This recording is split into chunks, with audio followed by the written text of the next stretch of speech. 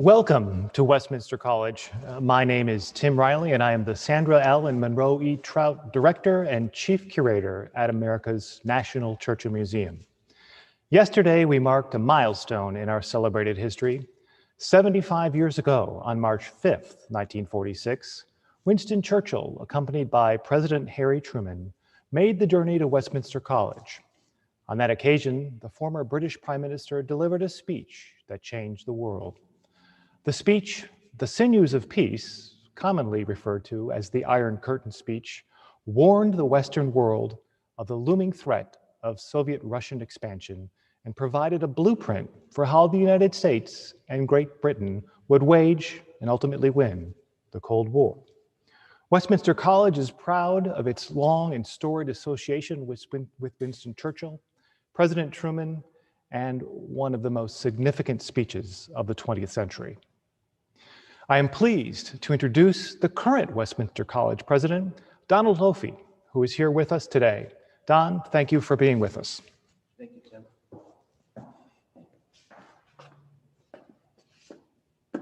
Good morning, good afternoon, good evening to all of us joining us today for this very celebratory occasion. Thank you, Tim. And on behalf of the faculty, students, staff, and trustees of Westminster College, I am pleased to welcome you virtually to the installation ceremony of the newest members of the Association of Churchill Fellows of Westminster College. For over 50 years, the college and the museum has recognized women and men who have demonstrated great service and leadership in the spirit of our service to Winston Churchill in our extraordinary museum. Today's Fellows installation is our first ever virtual event. While we'd all like to prefer to gather in this historic church in person, I'm pleased we're able to live stream this occasion to a global audience. Pandemically permitting, it is my sincere hope we can meet together soon again in this lovely church. Until then, I bid you a warm welcome and thank you for all being with us today. Thank you, Tim, and thank you all.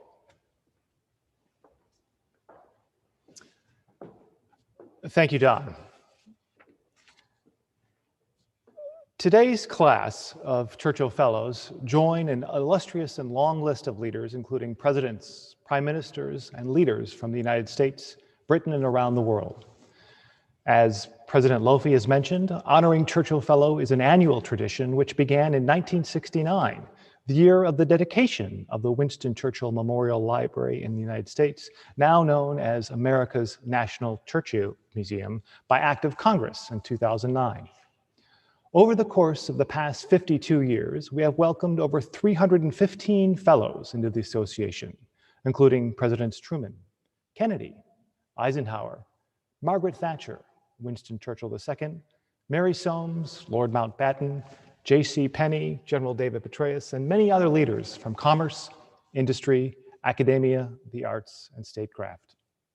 We honor and value fellows' commitment to leadership in their fields and for their interest in the study of history, the history of Winston Churchill, whose best advice was study history, and history lie all the secrets of statecraft. Traditionally, we gather in this place the magnificent Christopher Wren Church of St. Mary the Virgin, Aldermanbury. Originally built in the 12th century in London, it has a long association with leading figures. William Shakespeare lived nearby, and two of his actors responsible for publishing the first folio of the Bard's plays were wardens at this church a long time ago. Poet John Milton was married here. Then, in 1666, the church was engulfed in the Great Fire of London. It was rebuilt by Britain's greatest architect, Sir Christopher Wren, in the 1670s, and stood proudly in London for nearly 300 years before it suffered during a German air raid on London on December 29, 1940, the night of the Second Great Fire of London, an account one of our new fellows, Erik Larson, describes vividly in his masterpiece of historical writing, The Splendid and the Vile. The church stood in ruins until the 1960s, when Westminster College had the bold and brilliant move to move the building stone by stone, some 7,000 total, from central London to here in mid-Missouri and rebuilt it on our campus as a permanent and profound memorial to Winston Churchill's Iron Curtain speech. And so, built by the British and tested twice by fire, the building was rebuilt by Americans in what can be seen as the epitome of the special relationship between the United States, Britain, Churchill himself. Churchill himself endorsed the project and believed it would be a long and lasting symbol of their enduring bond between the two great nations. Today, 8 new fellows become part of our story and part of our history. I would like to introduce them to you now, some of whom have joined us virtually, then invite each new fellows to say a few words in accepting their honor.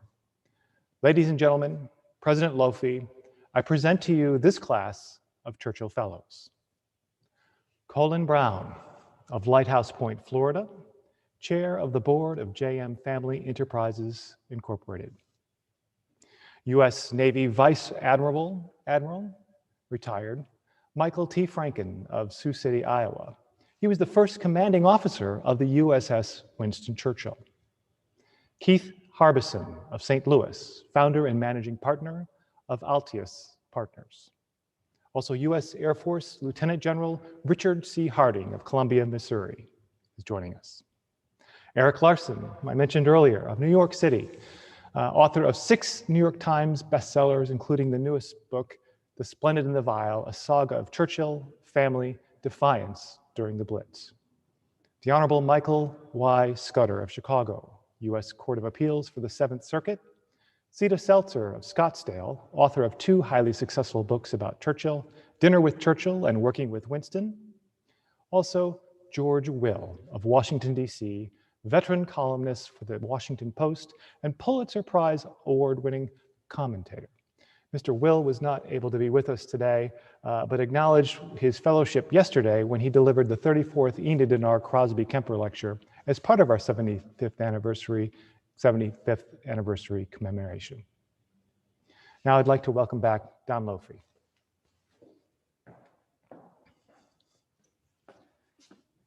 Thank you, Tim.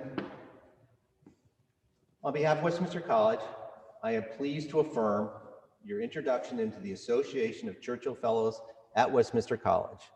You have received or will receive a medal signifying as a member of this special honorary society. Please wear with pride at formal events and gatherings where Winston Churchill and his legacy are commemorated. Again, my genuine and sincere congratulations to you on behalf of the college and myself. Thank you. Thank you. Well, as a fellow, I would like to extend my own congratulations and share with you a message from our senior fellow, Philip Beckman, who was unable to be a part of today's ceremony, but was kind enough to record a brief and short message. On behalf of the Association of Churchill Fellows of Westminster College, I am pleased to welcome you as new Churchill Fellows. Your work as leaders to preserve and promote Winston Churchill and his legacy is recognized and very much appreciated. Each of us at America's National Churchill Museum looks forward to working with you in the coming years to inform and inspire future generations about Churchill's legacy and life, and to use that learning to help bring about greater peace and prosperity in the United States and across the rest of the world.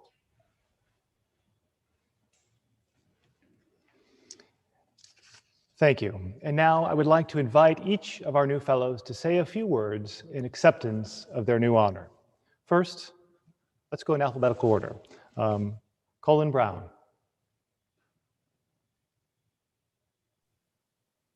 Well, good morning.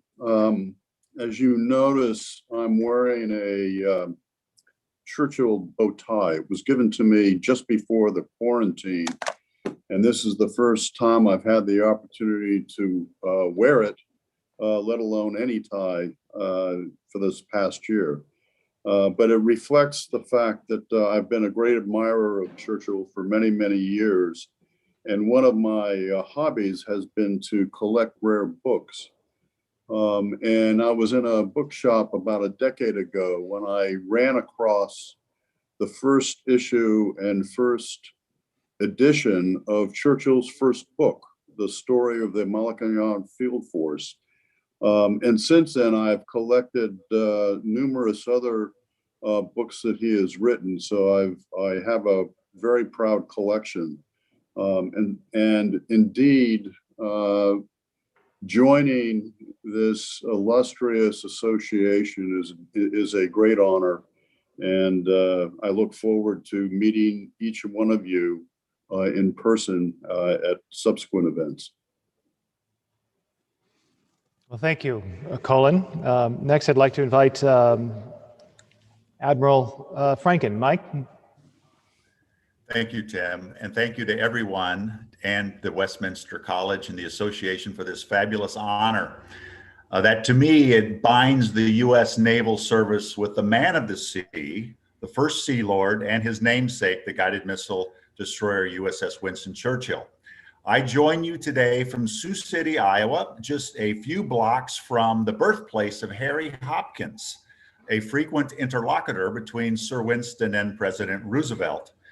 But 20 years ago, almost to this day, on the Elizabeth River, downtown Norfolk, Virginia, Lady Soames and Janet Cohen brought to life the USS Winston Churchill. It was a grand day for both the ship and the joining of two nations. An update about the ship: it's the only warship that has a foreign officer, a member of the wardroom. Compliments to a conversation between Lord Robertson and perhaps Secretary of Defense Cohen over a little bit of Paul Roget, when they declared that the ship would forever have its future charted by a Royal Navy navigator. Perhaps most fitting to Sir Winston's Sinews of Peace declaration that the two navies should forever be bound together. The ship didn't dither long after its commissioning. A few short months later, I took it on deployment. Its first deployment, of course, was to the United Kingdom and to NATO, where in our first port visit in Portsmouth, UK, the World War II veterans lined up a kilometer long and kissed its decks. But for an operational update, the ship today is in the Indian Ocean. Just last month, it interdicted some illegal arms patrol brought together by some stateless dhows, and those truly are today's weapons of mass destruction in areas south of the Sahel in Africa. So its preeminence and its operational efficacy, I think, have been in keeping with Sir Winston's legacy. Thank you again for permitting me to be a member of this august group, and hello to you all. Thank you. Keith Harbison is joining us as well. Congratulations, Keith. Would you invite you to say a few words in acceptance of your award? Tim, thanks very much for this outstanding honor. I am truly honored to be inducted into this Fellows program. Unlike many of you who the first two inductees have some tremendous histories to relate, mine is a little different in that I feel as though I almost grew up with Winston Churchill through my father, probably one of the most avid supporters of the great man. His library at home is filled with books. In fact, I know he's reading through another one right now. But the quotes and stories that have been relayed to myself and my family through the years about Winston Churchill and the contributions and such have been part of my life since I was a small kid. So it is a great honor to be part of this august society, and much appreciate the recognition. Thank you very much. Well, thank you, Keith. And what Keith did not say is that his father, Earl Harbison, is also a fellow and was present at the Iron Curtain speech 75 years ago. So he is, in fact, an eyewitness to history. If you didn't hear from him on yesterday's broadcast, I invite you to go back and listen to the recap. Earl tells a great story of what it was like to be in Fulton 75 years ago. Next, we have Lieutenant General, Air Force, Richard Harding. Rich? Thanks, Tim, and thanks to all of you for bestowing this honor on me. It's an honor and great privilege for me because in my thinking, the Churchill Fellows designate and symbolize and celebrate that rare, soaring human spirit that leans into the wind, speaks truth to power, and calls out existential threats such as the Nazi and Soviet threats, as Sir Winston did. It's interesting that if you reflect on today, moral courage is in rare supply today, as it was, I suspect, during Sir Winston's day. Tyranny can never be appeased. Its appetite is much too great. And Churchill understood this. You can only think about the Ukraine and the Crimean and the South China Sea to see examples that continues today. As George Will said yesterday, Churchill did not flinch from unpleasant facts. And yet even today we face unpleasant facts. And the issue for all of us as citizens, not as members of this society, but as citizens, shall we ignore them and rationalize that they are not really as bad as they truly appear? Or do we follow Sir Winston's example and speak the truth, even if it's unpopular and not politically aggrandizing?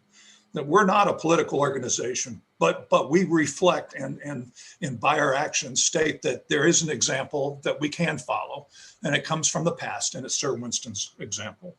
So the answer to that question is obvious. We live in history as heroes if we simply speak truth to power. That is what I think the Churchill Fellows and the Churchill Museum stand as an example for. We owe that to the citizenry, and that's why I'm so proud to join your ranks. Thank you for this honor again. Well, thank you, Rich, and congratulations again. Next, Erik Larson, a man, when I say, would you say a few words, is always dangerous because he's given us so many words of great import. But Erik, would you like to say a few words? I think you're on mute. Oops, Erik, I think you're on mute.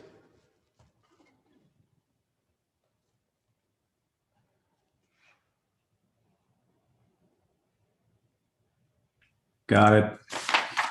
Has to be a glitch somewhere.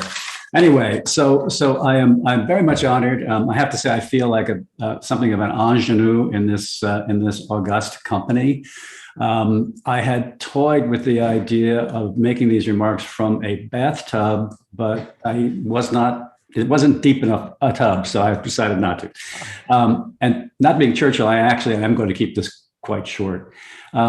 I have to say that Churchill helped me, and apparently many of my readers, get through this past year of pandemic by demonstrating, as he did during this period of the German air campaign, 1940-41, by demonstrating what real leadership looks like.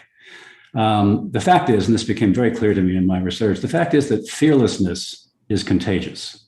Honestly, if Churchill and his family and his advisors could endure 57 consecutive nights of bombing and many more raids beyond these, I and my family could wear a mask and keep our distance. Anyway, thank you. And this is a tremendous honor. I will wear this proudly. Thank you very much. Thank you, Erik. And now I'd like to invite the Honorable Judge Michael Scudder. Tim, thanks to you. It's a high honor to be a fellow. I'm eager to visit Fulton. I greatly appreciate my good friend Jim Bennett introducing me to the museum. Picking up right where Erik left off, I too have learned a great deal from Churchill in the last year during times at the risk of massive understatement that have been of enormous challenge for the world. And what I learned is on a very different front. Churchill once said, that hobbies are necessary to being really happy. And I discovered his book, Painting is a Pastime. I don't know if you've ever read it. It's a little piece that is full of wisdom on every page. And it inspired me to pick up a new hobby, oil painting. Churchill says in the book, happy are the painters, for they shall not be lonely. And he is an extraordinary individual. He's contributed so much to our world and can contribute so much to the enrichment of our individual lives. Thanks for the honor, and it's wonderful to be with you today. Well, thank you, Mike, for being with us, and thanks for putting a plug for one of Churchill's books on today's broadcast. We have two other Churchill Fellows who could not be with us. Author Cita Stelzer, if you did not see her remarks during yesterday's broadcast, I invite you to go back and look at the archived broadcast. She's a terrific supporter of the museum and a great author who taught us what it would be like to dine with Winston Churchill at the table. Her book, Dinner with Churchill, is one of my favorites. And of course, George Will, who delivered the 34th Annual Kemper Lecture yesterday. We honor and salute them from this special place on this special day. Finally, to close our program, I would like to thank each of you for your support of this special place. And before we go on, I'd like to remember that those other fellows, members, and friends of the museum who are no longer with us. The pandemic has taken several of our Churchill Fellows. COVID-19 is an admirable foe. And we'd like to now play a short video to memorialize and do a tribute to those who have lost their lives in the last year and a half.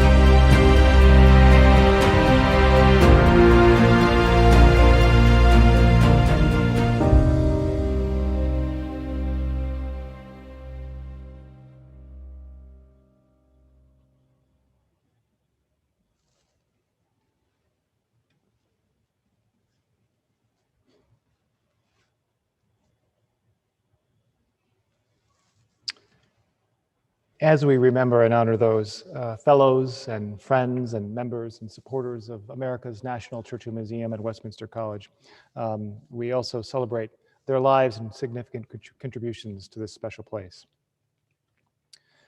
To conclude this ceremony and our weekend of 75th anniversary commemorations of the Sinews of Peace speech, I would like to play a very special message from a fellow and president of the International Churchill Society, Mr. Randolph Churchill, the great-grandson of Clementine and Winston Churchill, who recorded a very special message for all of us.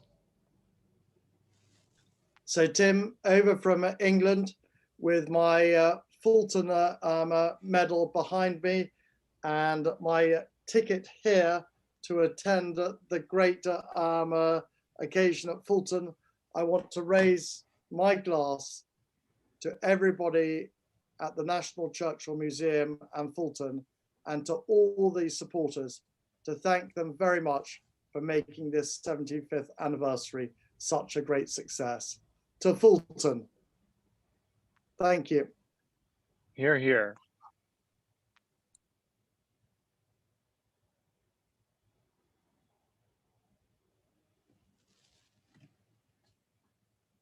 And thank you.